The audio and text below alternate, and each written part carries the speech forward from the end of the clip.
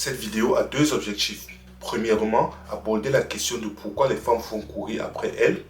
Et deuxièmement, vous donner les raisons de pourquoi c'est une mauvaise idée de le faire. Rapprochez-vous et restez avec moi parce que j'ai des points très intéressants à partager avec vous aujourd'hui. Ceci étant dit, aujourd'hui, je vais vous donner 3 raisons pour lesquelles les hommes ne devraient pas courir après les femmes. J'ai mes idées et mes théories sur pourquoi courir après les femmes est une très mauvaise idée et peut complètement vous distraire de ce qui devrait être votre objectif principal et votre but dans la vie. Alors, si vous me le permettez, allons-y directement. Malheureusement, il y a 2 raisons pour lesquelles, ou du moins pour lesquelles les femmes font courir après elles. La première, c'est qu'elle n'est probablement pas très intéressée par vous, tout simplement. Quand une femme est vraiment intéressée par vous, et bien sûr, selon son âge, son niveau d'expérience et tout ça, elle sera plus que disposée à ne plus faire traîner les choses, simplement pour le frisson qu'elle pourrait ressentir à vous voir courir après elle. Je ne sais pas si vous me comprenez. Comprenez bien que lorsqu'une femme vous aime vraiment, c'est assez facile à voir. Dans sa façon de parler, dans sa disponibilité, dans son langage corporel et dans ce qu'elle fait lorsque vous êtes autour d'elle. Cependant, si vous êtes celui qui semble faire la course, alors vous avez un problème parce que ça veut dire qu'elle n'est pas intéressée. Elle a probablement plusieurs prétendants et vous n'êtes pas en tête de la liste. Donc, elle veut vous faire travailler un peu plus pour la gagner. C'est triste, c'est malheureux, mais c'est la vérité. La deuxième raison pour laquelle les femmes font courir après elles, c'est qu'elle ne se sent probablement pas en sécurité avec vous parce qu'elle a eu par exemple une très mauvaise expérience passée avec les hommes et qu'elle est sur ses gardes tout simplement. Elle a donc toutes ces barrières, ces murs dressés pour la protéger, pour protéger son cœur.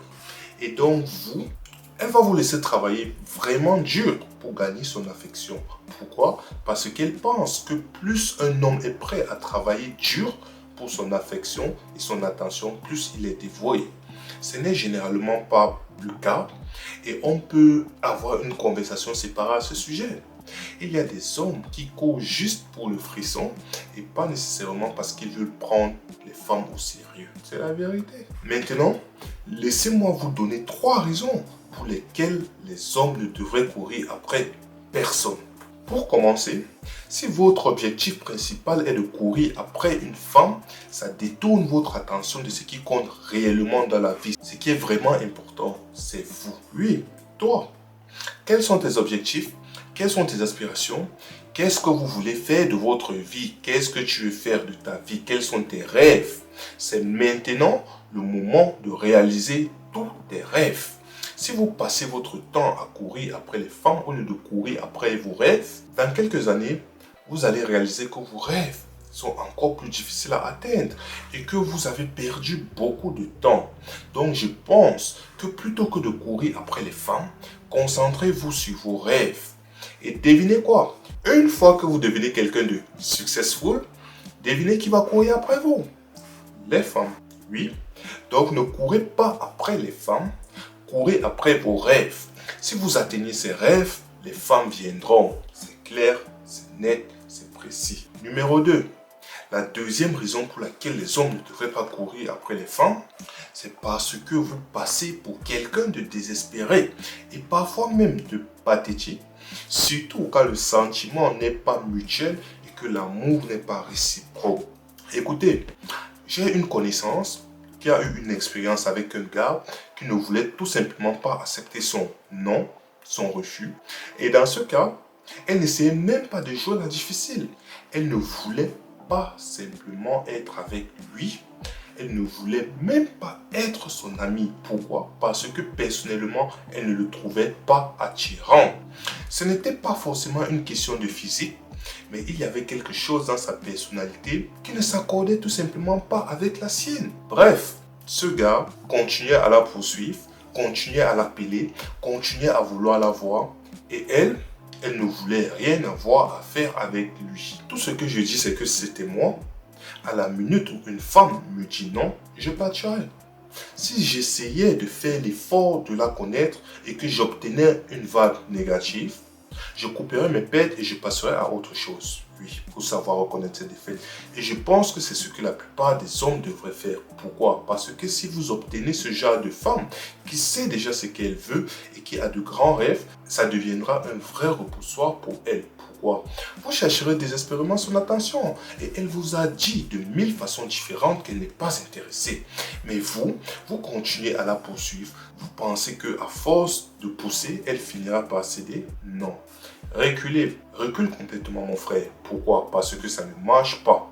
Et crois-moi, si vous devez travailler trop dur pour obtenir l'attention de quelqu'un, ça peut vouloir dire que vous la contraignez à être dans une relation avec vous. Qui veut supplier quelqu'un d'être dans une relation avec lui si cette personne n'est pas intéressée? Perte de temps, perte d'énergie, perte d'argent. Ne courez pas après les femmes, passez pour quelqu'un de désespéré, voire pathétique. Coupez vos pertes et passez à autre chose. Il y a bien sûr beaucoup d'autres poissons dans la mer. Même les plus grands séducteurs de ce monde ont un taux de réussite inférieur à 30%. Elle te dit non, passe à la suivante, tout simplement. Numéro 3. Je crois que ce que vous commencez, vous devez le finir. Oui. Si vous commencez une relation avec une femme que vous êtes toujours celui qui court après elle, si quand vous l'avez rencontrée, vous l'avez activement poursuivie, et qu'avec le temps, vous avez réussi à gagner son attention, devinez quoi? Elle est maintenant le prix. Oui, vous allez devoir travailler encore plus dur avec le temps pour maintenir cette attention qu'elle vous donne. Vous l'avez mis sur un piédestal plus élevé que le vôtre, juste parce que vous êtes celui qui a couru. Alors qu'à un autre niveau, je crois que vous pourriez vraiment équilibrer le terrain.